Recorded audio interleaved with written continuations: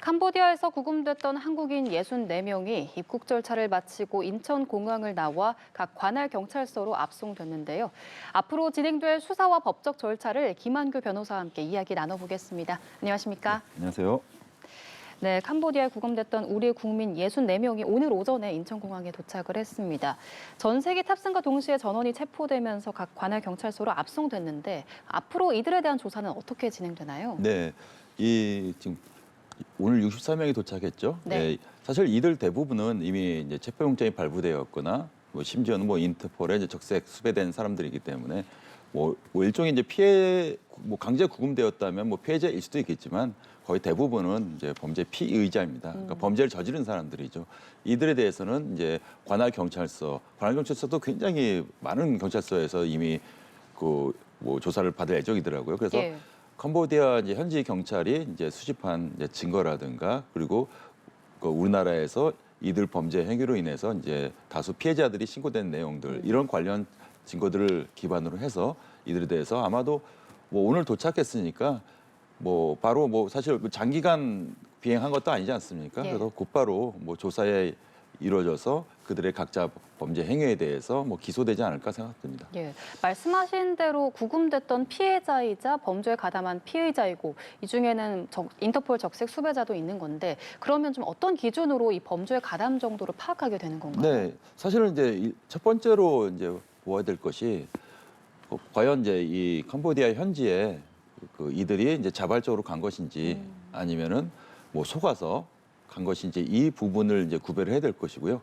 두 번째로는 캄보디아 현지에서 이제 범죄 행위를 이분들이 이제 실행했을 때 맡은 역할이 무엇이냐. 예를 들면은 누군가는 총책이 있을 거고 아마 총책은 뭐 우리나라 사람이 아닐 수도 있겠죠. 예. 뭐 외국인일 수도 있겠는데 그러면은 뭐 보통 이런 그 보이스피싱 범죄 같은 경우에는 총책이 있을 거고 각 개별 행위, 예를 들면 뭐 로맨스 스캠이나 보이스피싱이라든가 이런 다양한 어떤 범죄 행위에 대해서 그 역할을 맡는 뭐 팀장의 역할이 있고요.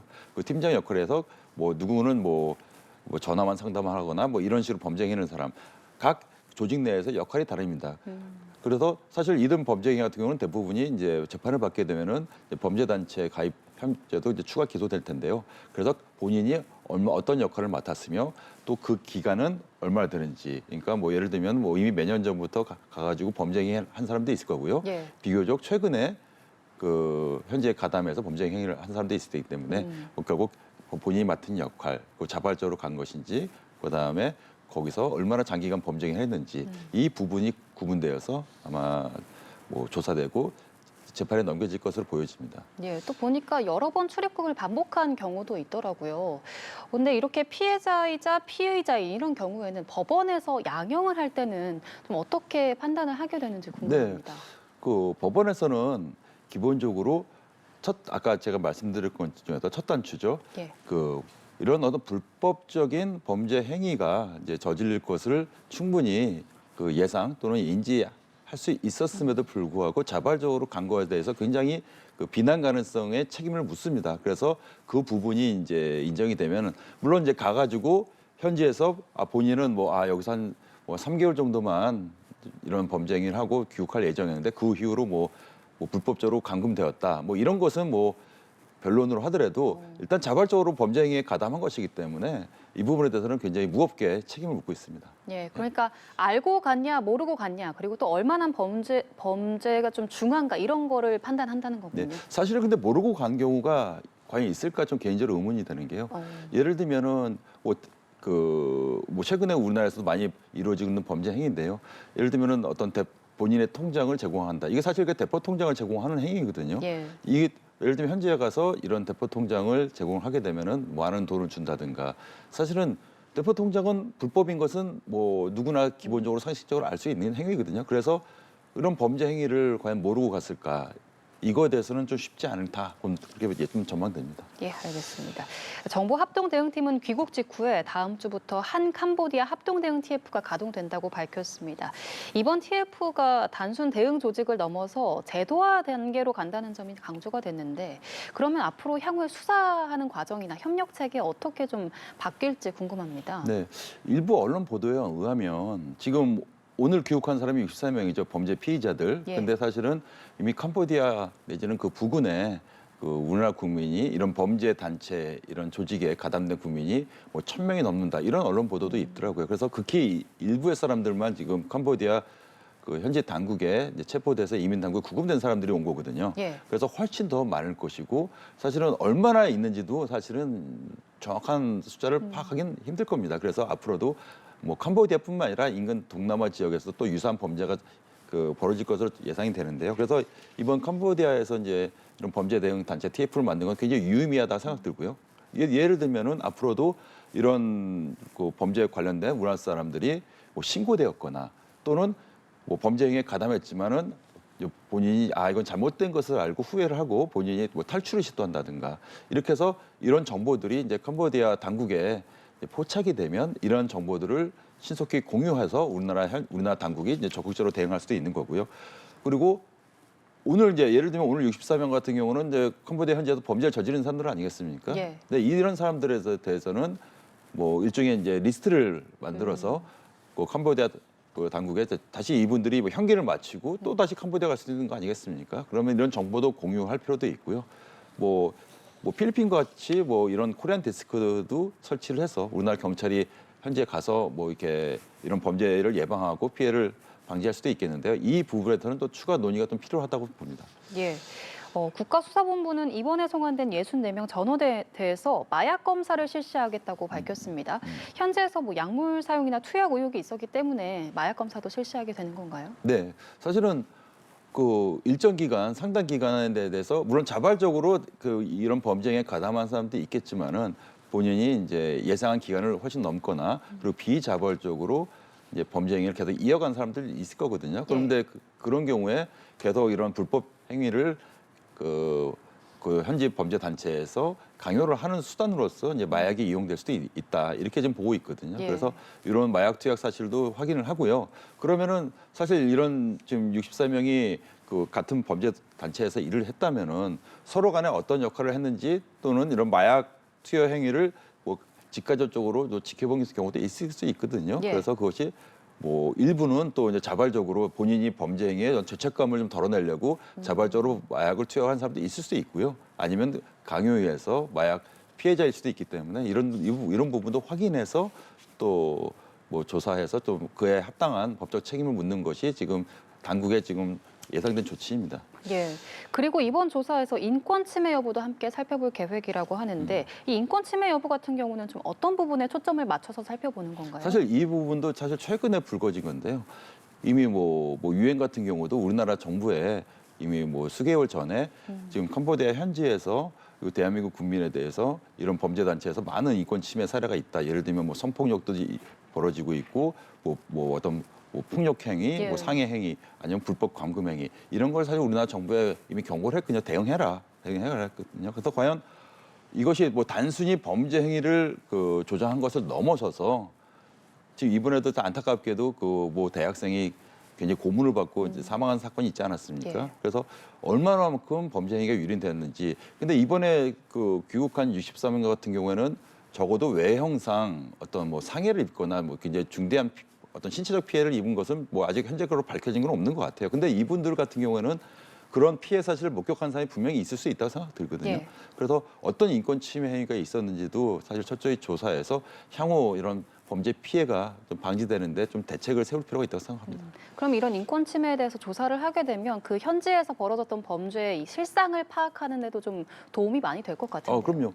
그리고 왜냐하면 사실 이제 이런 범죄, 이런 어떤 인권 침해 행위를 과연 그 현지에 있는 어떤 뭐 지금 언론에 보도되기는 뭐 중국인이라든가 외국인들이 뭐 가해행위를 했다. 그래서 중국인들은 이미 캄보디아 당국에 체포됐다. 이런 언론 보도도 있는데 예. 거기에 또 우리나라 사람들도 가담할 수도 있는 거거든요. 예, 그건 장담할 수 없는 일이기 때문에 어떤 행위가 벌어졌는지를 먼저 파악을 하고 그러면 그런 인권 침해 행위를 과연 누가 그 기획을 하고 누가 직접 실행을 했는지 예. 이 부분을 파악하는 것이 중요합니다. 예. 예, 알겠습니다. 또 이번 입국 때 현지 경찰이 확보한 증거물도 박스에 담아서 들고 왔습니다.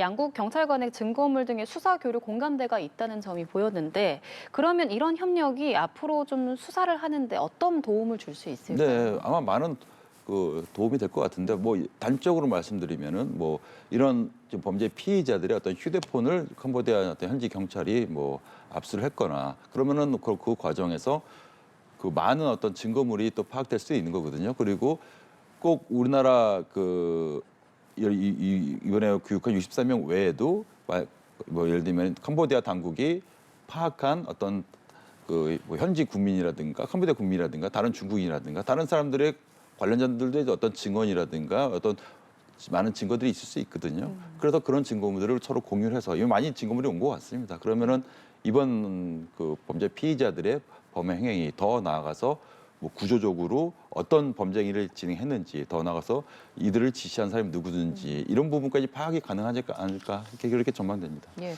사실 처음에는 이 캄보디아 현재 도움을 받기가 어려울 수도 있을 거란 전망이 나왔었는데 지금 이렇게 좀 협력이 이루어지고 있는 부분은 캄보디아 현지에서도 어느 정도 이 범죄의 심각성을 충분히 공감하고 인지하고 있다 이렇게 볼 수 있는 걸까요? 네, 아까 말씀드렸듯이 유엔에서 이미 경고한 사안이고요. 그걸 캄보디아라는 어떤 국가를 딱 찍어서 여기서 사실은 많은 어떤 그 범죄 행위가 이루어지고 있고 그것이 뭐 특정 국가가 문제가 아니고 수십 개 나라의 어떤 국민들이 여기서 이제 일정 부분은 자발적으로 범죄 행위 한 사람도 있겠지만은 구금돼서 좀 강제적으로 또 범죄가 이루어지고 있다 이런 보고서가 나왔어요. 사실 그럼 캄보디아 입장에서도 그 본인의 자기 나라에서 이루어지는 범죄 행위가 사실은 국가적으로도 사실은 굉장히 문제시되고 있다는 걸 충분히 알고 있는 사안이거든요. 그래서 아마도 뭐 굉장히 우리나라 정부랑 또 원활하게 대화가 이루어져서 굉장히 신속히 그 사건이 진행되었다.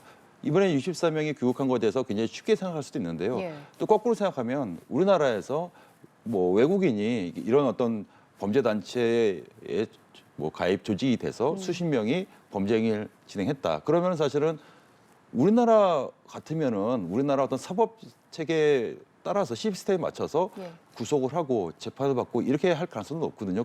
그 나라에 어떤 귀국시키기보다는. 근데 캄보디아에서는 우리나라 정국과 이제 그 잘 대화가 이루어져서 신속히 귀국됐다. 그럼 이들에 대해서 법적 책임은 우리나라 법에 의해서 책임을 물을 수 있다는 점은 큰 성과가 아닌가 생각됩니다. 예. 한편 캄보디아에서 숨진 한국인 대학생의 공동 부검이 20일에 진행이 되게 됩니다. 사망 경위 그리고 장기 적출 여부까지 살필 예정이라고 하는데 지금 이 시간이 꽤 흐른 상황이잖아요. 그러면 부검 결과 신뢰성에 좀 영향을 주진 않을까 네, 우려되기도 굉장히 하는데요. 안타까운 일이죠. 전에 뭐 고문을 받고 사망했다는 게 이제 언론 보도인데요. 그 사망한 이후에 그 캄보디아 그 현지에서 예. 그 사체를 그 잘 보관이 돼 있다면은 사실은 뭐 아직 뭐 이게 수년이 진행된 사건도 아니기 때문에 뭐 전문가가 또 부검을 하고 또 우리나라 현지 경찰이 그 부검 현장에 좀 참관을 한다고 합니다. 그래서 부검에 대해서도 뭐 상당히 좀 유의미한 성과가 있지 않을까, 결과가 나오지 않을까 좀 그렇게 봅니다. 예. 정부는 이 단속을 피해서 주변 국가로 옮겨가는 풍선 효과를 우려하면서 동남아 전역으로 수사 공조를 확대하겠다고 밝혔습니다. 그러면 이런 비슷한 일이 다른 국가에서라도 재발하는 걸 막기 위해서 좀 가장 시급한 조치는 어떤 거라고 생각을 하십니까? 사실 이건 충분히 예상되는 일이고요. 사실 뭐 캄보디아에서 이런 어떤 뭐 보이스피싱 관련 범죄가 발생했다는 것이 사실 최근에 벌어지는 일은 아닙니다. 사실은 뭐 최근 몇 년간에 계속 캄보디아 당국에서 우리나라 국민이 이제 현지에서 뭐 행방불명됐다 내지는 우리나라에서 이제 현지 가족들이 캄보디아 갔는데 지금 연락이 안 된다 이렇게 신고가 되는 것은 매년 수백 건이었거든요. 예. 그럼 과연 이제 캄보디아에서는 지금 뭐 어쩌면 전 세계적으로 이번 사태가 벌어졌기 때문에 캄보디아가 아닌 뭐 옆에 있는 미얀마라든가 뭐 태국이라든가 유사한 국가에서 또 유사한 범죄가 벌어질 수 있기 때문에 그 우리나라 정부의 입장에서는 약간 좀 시기한 느낌은 있습니다. 이미 몇 년 전부터 벌어진 일을 지금 뒤늦게 지금 나서고 있는 상황인데 그 동남아 다수의 국가랑 사실은 이번에 캄보디아에서 지금 범죄 단체 그 공동 대응단이 한 것처럼 예. 일종의 뭐 협약을 체결한다든가 아니면 상호 사법 당국 뭐 수사 당국이 좀 공동적으로 정보를 공유를 해서 앞으로 유사한 범죄를 좀 벌어진 다음에 그들을 구속하고 처벌하는 것도 중요하지만 사전에 범죄 피해 방지하는 게 더 중요하기 때문에 예. 또 정부에서 신속히 대응하는 게 필요하다 이렇게 봅니다. 예. 이번 사건이 이제 많이 알려졌는데 사실 아직도 캄보디아로 오기를 유인하는 그런 광고도 많이 올라오고 있잖아요. 그럼 국민 입장에서는 좀 어떤 걸 주의해야 할지도 한번 이야기해 주시죠. 저는 뭐 이렇게 보거든요. 범죄를 본인이 저지르겠다는 것을 막을 수가 있을까? 일단 첫 번째, 첫 번째는 본인이 지금 사실은 이번에 이번에 송환된 63명 중에서 뭐 강제로 끌려간 사람이 몇 명이나 될까? 사실은 뭐 단기간에 고소득 상당히 뭐 큰 금액 아니겠습니까? 그리고 가서 무슨 일을 하는지도 모르는 상황인데 그럼 일정 부분 불법 행위를 본인이 저지를 수 있다는 것을 충분히 예견 가능한 상황이었거든요. 예. 사실은 이 보이스피싱뿐만 아니라 다른 범죄 행위도 작정하고 본인이 범죄 행위를 저지른 건 막기 힘든데 다만 그래도 정부 입장에서는 뭐 사실 뭐 지하철이라든가 이런 곳에서도 보지 않습니까? 뭐 고소득 단기 고소득 알바 이런 부분도. 그래서 첫 번째로는 이런 유사한 광고 같은 거에 대해서 좀 일정 부분 규제할 필요가 있고요. 왜냐하면 범죄 행위를 계속 국민들에게 알리는 거 아니겠습니까? 예. 그래서 이번에도 정부에서 적극적으로 나서서 뭐 이런 광고 삭제한다고 하는데 그건 바람직하고요. 그래서 이런 거에 대해서 더 많은 정보가 공유돼야 된다. 그래서 지금은 보이스피싱 범죄에 대해서는 많은 사람들이 이런 식으로 전화가 오거나 유사한 행위가 있을 경우에는 뭐 적극적으로 이제 대응하는 경우가 많이 생겼거든요. 이제는 이제 범죄에 가담하는 행위 자체도 이런 뭐 캄보디아 어떤 사태를 참고를 해서 이런 불법적인 범죄 행위에 일단 가담하는 것을 막을 필요가 있고요. 그리고 이런 대포 통장을 발급하는 행위는 굉장히 중한 처벌을 받을 수 있다. 아니면 우리나라에서 보이스피싱에서 뭐 현금 수거하는 것도 대부분 실형이 선고된다. 이런 부분에 대해서 널리 일단 정보를 공유하는 것이 첫 단추가 아닌가 생각이 듭니다. 예, 알겠습니다. 캄보디아에서 송환된 이 피해자들에 대한 신속한 조사와 재발 방지 대책 마련이 필요할 것 같습니다. 지금까지 김한규 변호사와 함께 이야기 나눠봤습니다. 고맙습니다. 네, 감사합니다.